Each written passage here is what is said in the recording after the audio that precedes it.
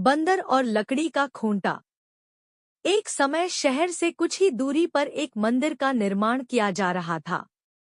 मंदिर में लकड़ी का काम बहुत था, इसलिए लकड़ी चीरने वाले बहुत से मजदूर काम पर लगे हुए थे। यहाँ वहाँ लकड़ी के लट्टे पड़े हुए थे और लट्टे व शहतीर चीरने का काम चल रहा था। सारे मजदूरों को दोपहर का भोजन करने के लिए शहर जाना पड़ता था, इसलिए दोपहर के समय 1 घंटे तक वहाँ कोई नहीं होता था।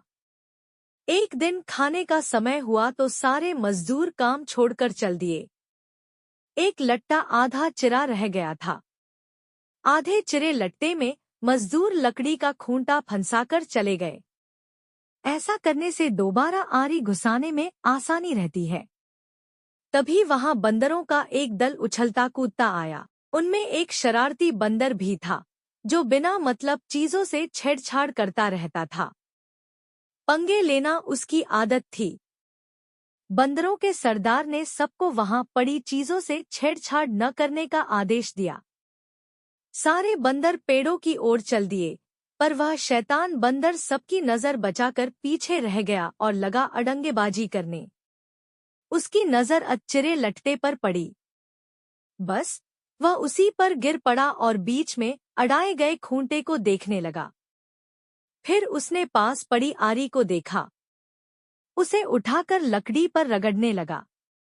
उससे किरर किरर की आवाज निकलने लगी तो उसने गुस्से से आरी पटक दी। उन बंदरों की भाषा में किरर किरर का अर्थ निखट्टू था। वह दोबारा लट्टे के बीच फंसे खूंटे को देखने लगा। उसके दिमाग में कौतूहल होने लगा कि इस खूंटे को लट्टे के बीच में से निकाल दिया जाए तो क्या होगा। अब वह खूंटे को पकड़कर उसे बाहर निकालने के लिए जोर आजमाइश करने लगा।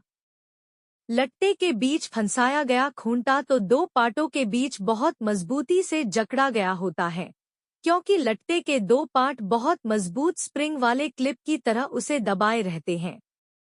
बंदर खूब जोर लगाकर उसे हिलाने की कोशिश करने लगा।